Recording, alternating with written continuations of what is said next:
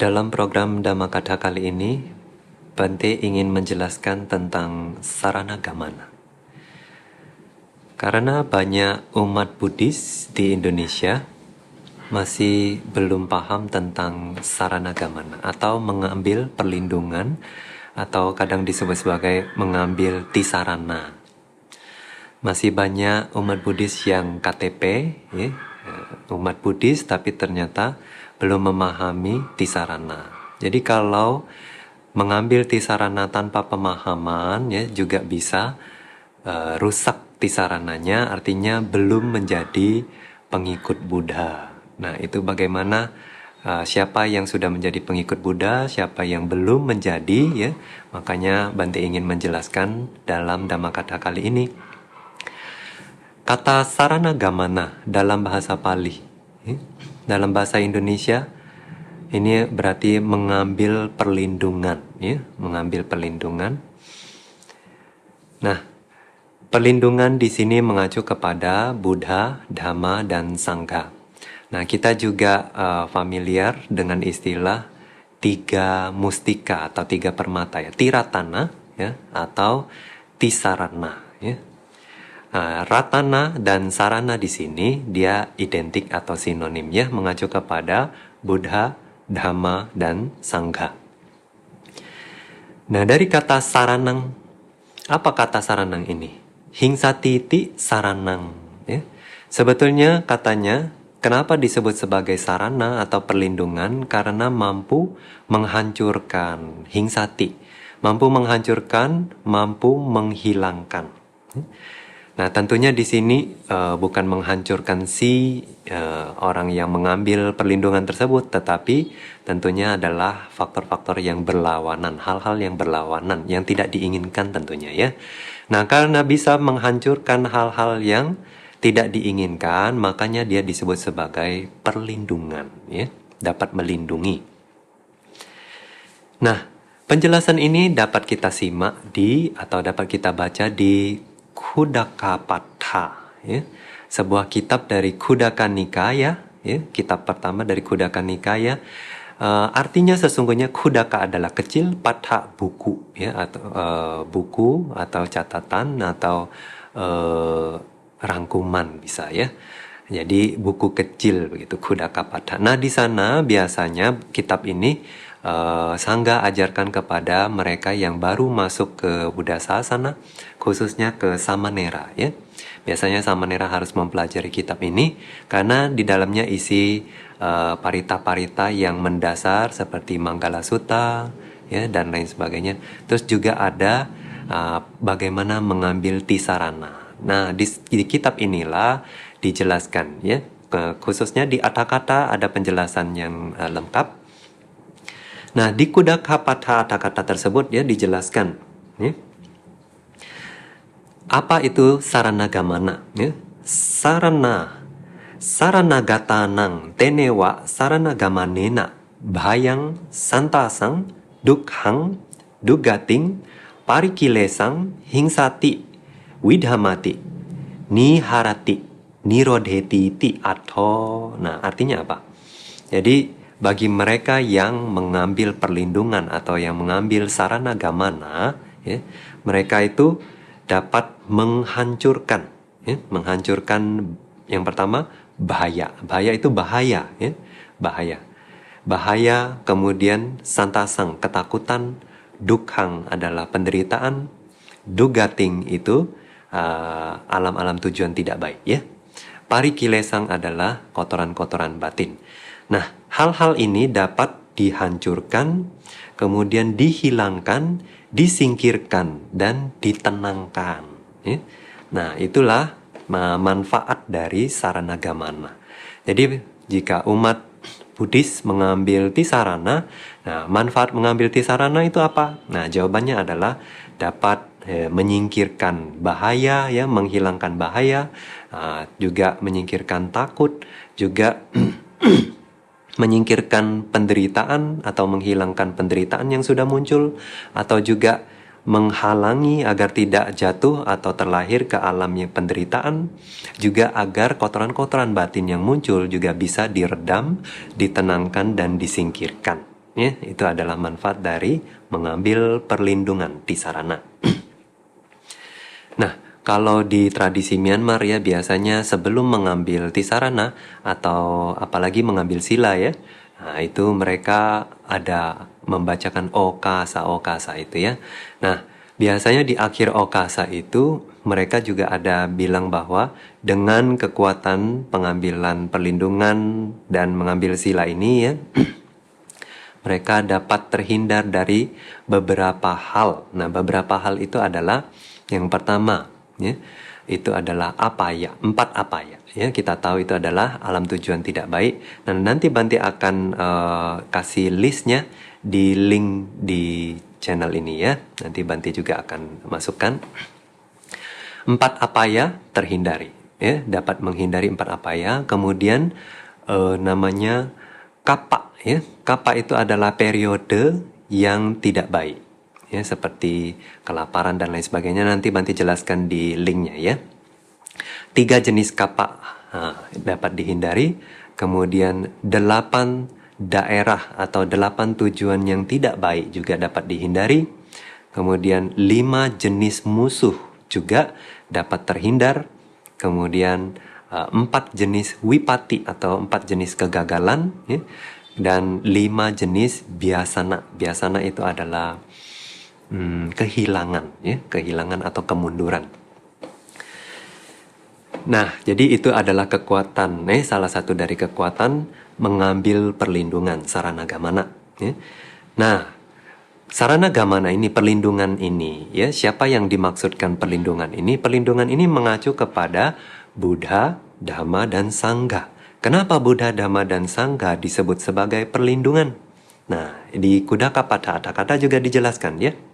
Hite pawatanena ahita ca niwatena satanang bayang hingsatiti buddho. Ya. Buddha ya disebut sebagai pelindung ya karena Buddha dapat memunculkan hal-hal yang bermanfaat atau yang baik. Kemudian Buddha dapat juga menyingkirkan ya hal-hal yang tidak baik ya, tidak bermanfaat. Yang tidak bermanfaat atau tidak baik itu bisa berlalu ya karena kekuatan Buddha itu ya. Nah, jadi makanya para makhluk ya dengan berlindung kepada Buddha ya mereka terlindung dari bahaya. Maka bahaya-bahaya itu bisa disingkirkan oleh Buddha ya. Nah, ini tentunya kemunculan Buddha sendiri ya biasanya itu adalah sesuatu yang luar biasa ya. Perlu karma baik yang luar biasa juga baru bisa ketemu Buddha ya. Nah, biasanya Buddha dikelilingi oleh biku-biku yang memiliki moralitas yang tinggi, kemudian pencapaian-pencapaian yang tinggi, yang murid-muridnya juga dengan parami-parami yang luar biasa.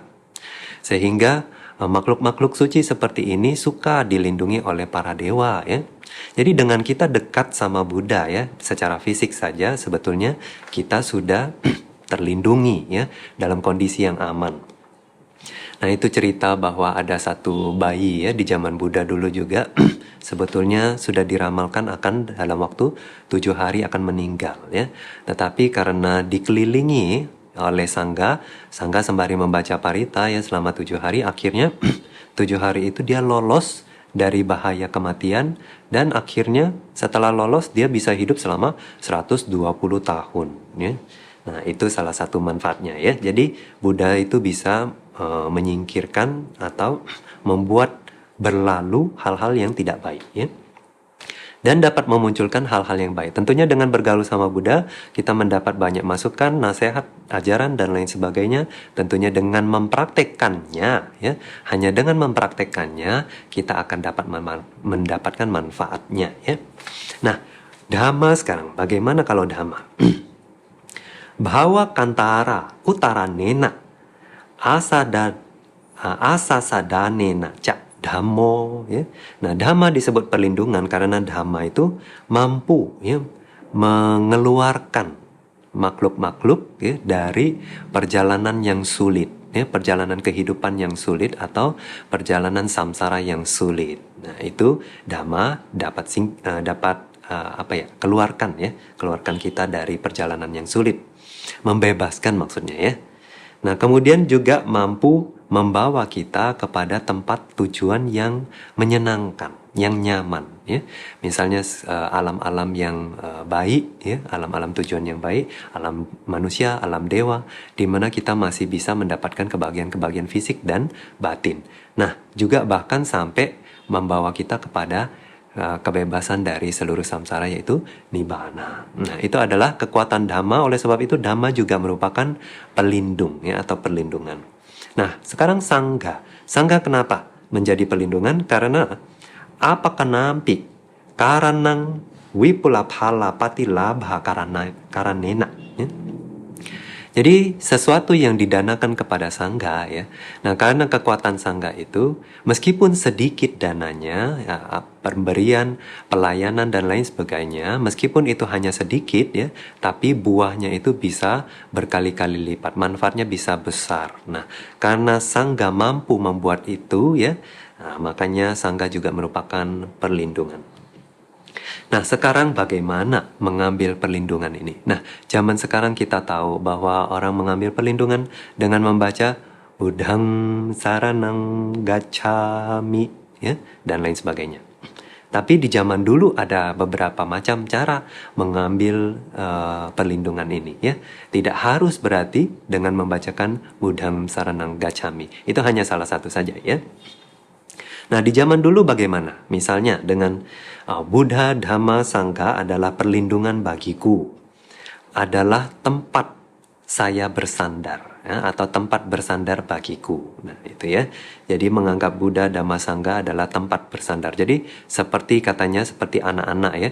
Kalau anak-anak itu karena percaya sama orang tuanya, ya, makanya bisa bersandar dan akhirnya tertidur di dalam pelukan orang tuanya, gitu, ya, karena saking percayanya, ya, kepada orang tuanya. Begitu juga, ya, kalau kita berlindung, ya, menganggap Buddha, Dhamma, dan Sangha, keyakinan kita juga terhadap Buddha, Dhamma, dan Sangha kuat, maka kita bisa menganggap Buddha, Dhamma, dan Sangha adalah tempat berlindung yang aman bagi kita agar terbebas dari mara bahaya, ya.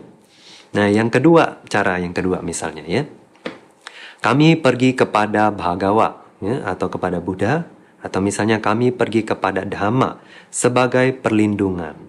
Perkenankanlah Bhagawa mengingat kami sebagai upasaka. Nah, sebagai apa? Upasaka. Nah, ada istilah baru di sini. Upasaka, upasika, kita sering dengar, ya. Tapi apa arti upasaka, ya? Upasaka itu berasal dari kata upasati, ya. Upasati. Upasati artinya apa? Mendekat atau tinggal dekat, gitu, ya. Nah, tentunya di sini maksudnya bukan secara fisik karena Buddha sekarang sudah tidak ada secara fisik, ya.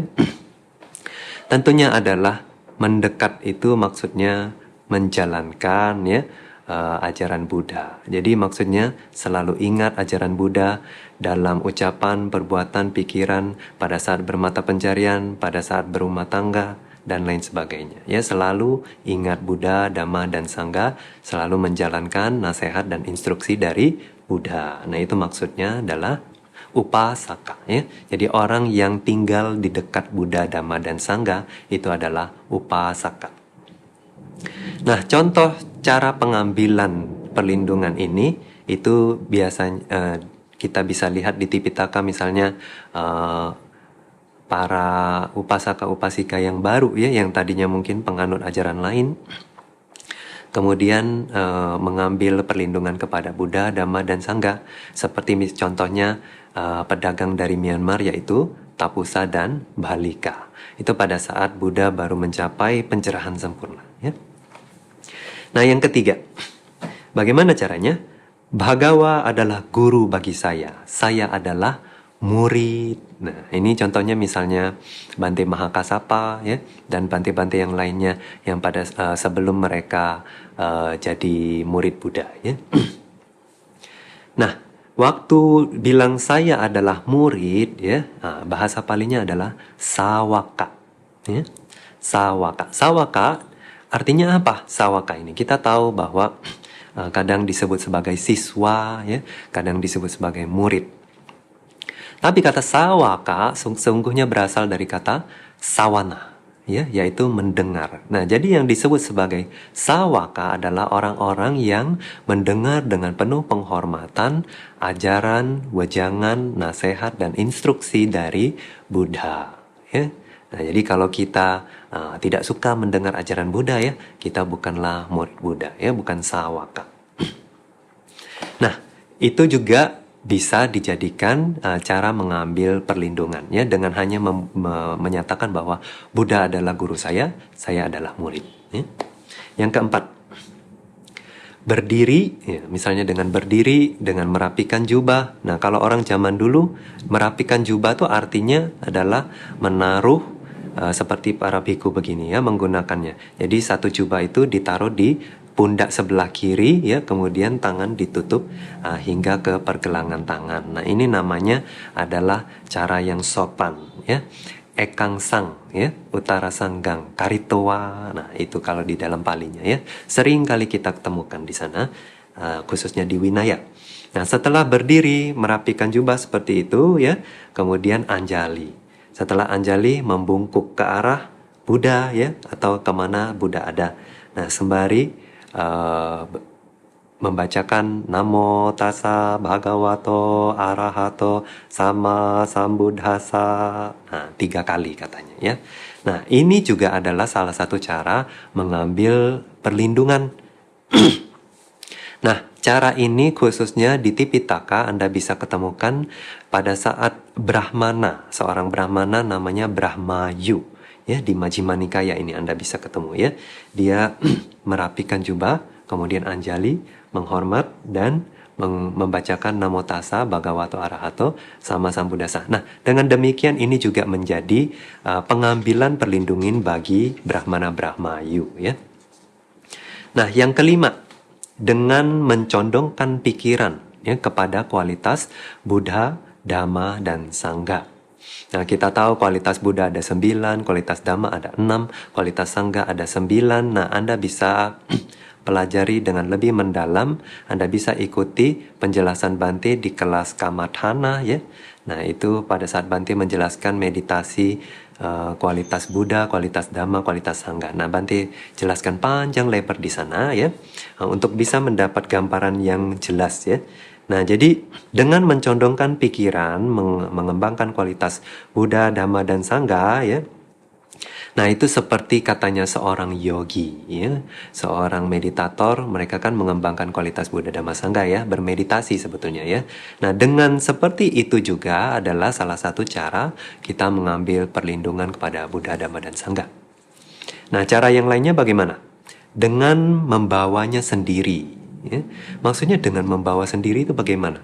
Maksudnya seperti Arya Pugala, seperti makhluk suci, seperti Sotapanna, Sakadagami, Anagami, Arahat. Nah, mereka itu sudah menjadi seperti Buddha, Dhamma, Sangha itu sudah mendarah daging di dalam batin mereka, ya. Jadi kemanapun mereka pergi selalu bersama Buddha, Dhamma, dan Sangha. Itu yang dimaksud dengan membawanya sendiri, itu, ya. Nah, mereka juga sekaligus merupakan contoh figur nyata, ya, manfaat dari perlindungan terhadap Buddha, Dhamma, dan Sangha. Nah, atau dengan menyingkirkan pengotor saranagamana, ya, pengotor perlindungan. Jadi perlindungan ini bisa terkotori juga, ya, khususnya karena apa?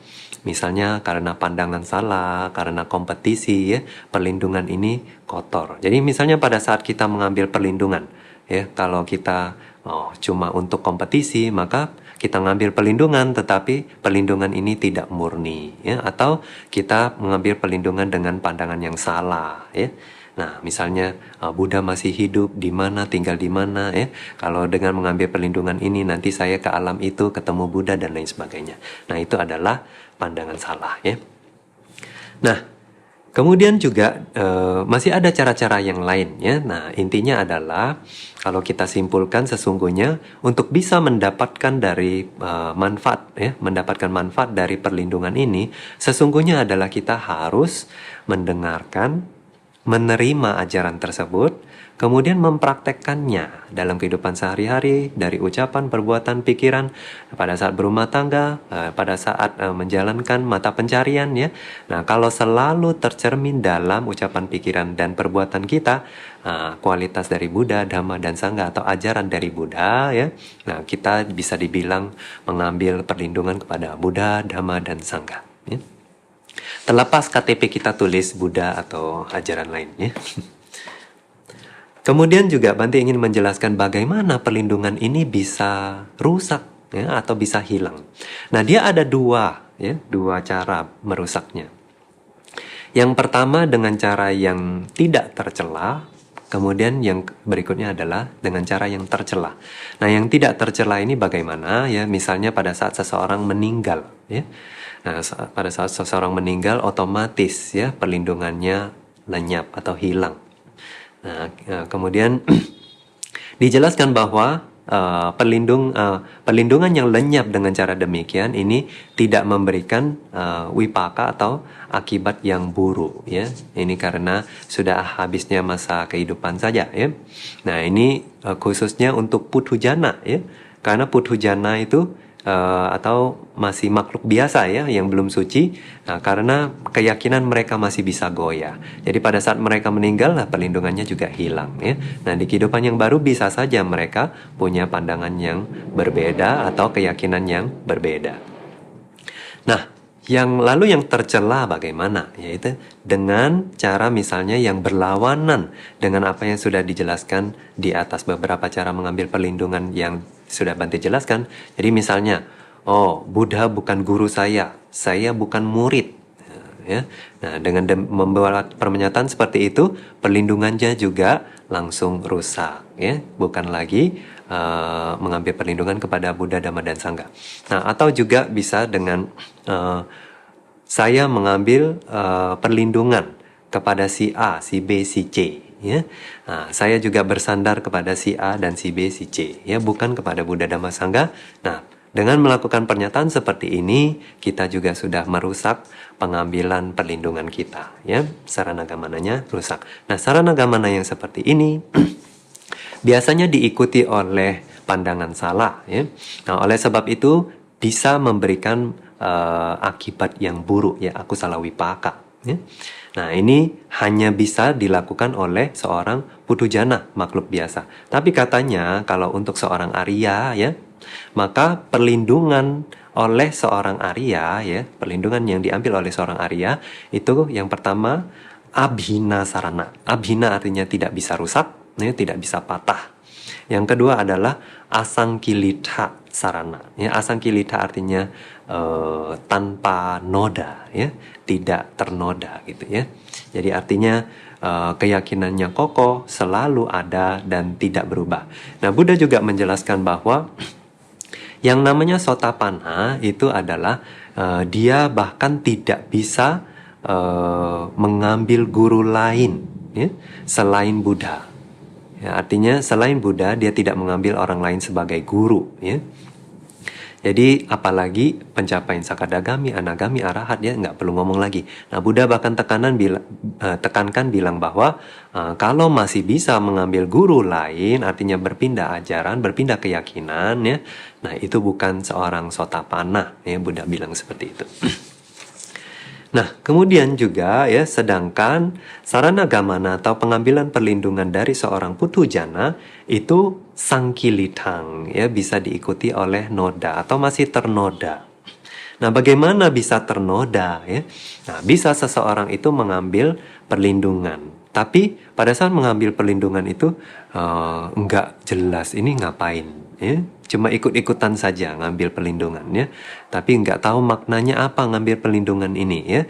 Tidak tahu. Atau dia bahkan ada sedikit keraguan ya pada saat mengambil perlindungan. Nah, juga misalnya dia malah punya pemahaman yang salah pada saat pengambilan perlindungan.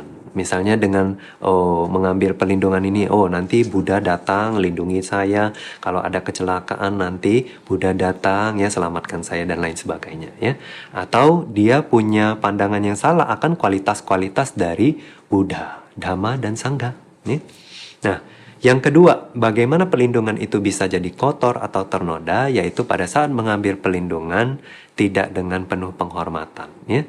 Tapi kayak main-main gitu ya, ikut-ikutan saja. Orang mengambil pelindungan, kita ikut saja ya sambil ngobrol dan lain sebagainya. Nah, perlindungannya tidak murni.